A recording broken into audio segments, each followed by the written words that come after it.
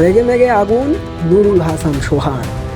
Captain লিটনের সাথে ঝগড়া মারামারি, পরে হৃদয়ও খেপে যান। শরীফুলও আম্পায়ারের উপর অনেকটা চড়াও হন।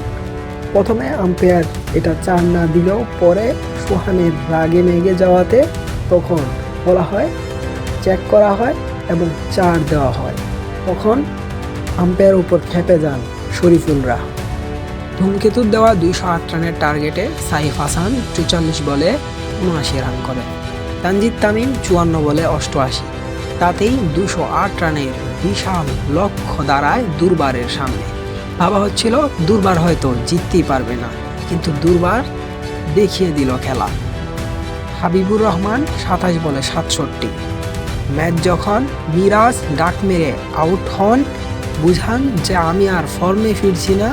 নাজমুল শান্ত যখন 11 বলে 7 করে আউট হন, তখন ম্যাচের হাল ধরেন নুরুল হাসান সোহান এবং আফিফ হুসাইন।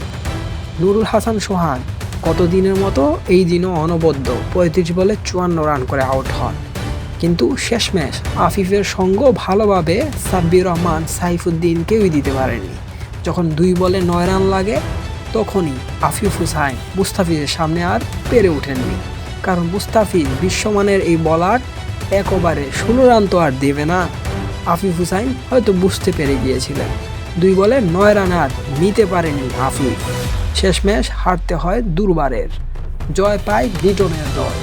কিন্তু সোহান টানা 2 ম্যাচই অসাধারণ খেলেছে।